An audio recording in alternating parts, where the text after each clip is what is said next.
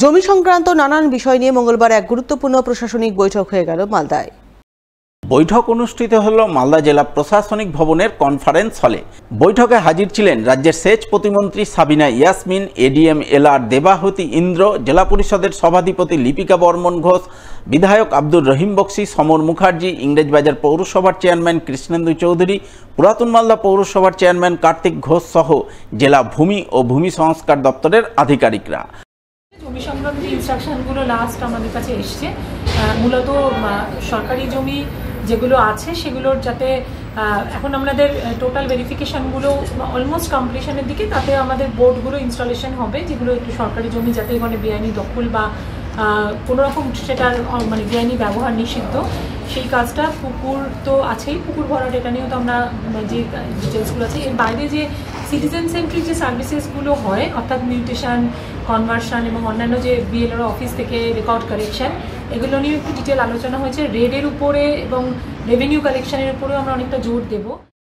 বৈঠকে প্রশাসনিক আধিকারিকরা জমি সংক্রান্ত নানান বিষয় নিয়ে আলোচনা করেন। কোথায় কোথায় সরকারি জমি রয়েছে, বর্তমানে সেই জমি কি অবস্থায় রয়েছে, সরকারি জমিতে জবরদখল রয়েছে কিনা, থাকলে জবরদখল মুক্ত করা, বেআইনিভাবে জলাভূমি ও পুকুর ভরাট বন্ধ করতে পদক্ষেপ গ্রহণ করা, নিয়ম মেনে জমি রেজিস্ট্রি ও রেকর্ড করা ইত্যাদি নানান বিষয় নিয়ে দীর্ঘ আলোচনা চলে, এমনটাই জানান রাজ্যের মন্ত্রী সাবিনা ইয়াসমিন। আমরা ইদানিং দেখতে পাচ্ছি যে আগে আমাদের কাছে পাবলিক যে আসতো, সেই পাবলিকরা বিভিন্ন ইস্যু নিয়ে সমস্যা জানাতে আসতো, কিন্তু এখন আমরা দেখতে পাচ্ছি যে 50টা ইস্যুর মধ্যে 30টাই হচ্ছে ল্যান্ড সম্পর্কিত ইস্যু। ফলে কে কার জমি দখল করে নিচ্ছে, কি করছে, এটা নিয়েই আমাদের আজকে মিটিং ডাকা হয়েছিল, যে পাবলিক যেন হ্যারাস না হয়। যদি আমাদের মধ্যে সিস্টেমের মধ্যে যদি কোথাও গাফিলতি থাকে, সেটা যেন ইমিডিয়েট ঠিক করা হয় এবং কোনো প্রকারে জমি সংক্রান্ত ব্যাপারকে কেন্দ্র করে বিভিন্ন জায়গাতে আমরা দেখছি যে ল্যান্ড মাফিয়াও এখন এত দৌরাত্ম্য চলছে তাদের। যেগুলো আমাদের গভর্নমেন্টের ল্যান্ড রয়েছে, পিডব্লিউডি হোক, ইরিগেশন হোক, এনএইচের যে আছে সেগুলো হোক, যেগুলো আমাদের রেকর্ড হয়নি সেগুলোকে রেকর্ড করার জন্য বলা হয়েছে। গভর্নমেন্টের জমি থাকলে তাকে আইডেন্টিফিকেশন বোর্ড লাগানো, এসব ইস্যু নিয়ে আজকে আলোচনা। ইংরেজবাজার পৌরসভা এলাকায় হকারদের প্রকৃত সংখ্যা জানতে সার্ভে করবে পৌরসভা। সেই সার্ভের তালিকা তুলে দেওয়া হবে জেলা শাসকের হাতে। তার ভিত্তিতেই হকারদের বিকল্প স্থান দেওয়ার ব্যাপারে চিন্তাভাবনা করবে জেলা প্রশাসন। এই সংক্রান্ত বিষয় নিয়ে মঙ্গলবার মালদা শহরের হকারদের একাংশের সঙ্গে এক প্রস্ত আলোচনা করে কার্যত এমনটা জানালেন ইংরেজবাজার পৌরসভার 17 নম্বর ওয়ার্ডের কাউন্সিলর শুভময় বসু। তিনি ঠিক কি বলেছেন শুনুন তার মুখ থেকেই।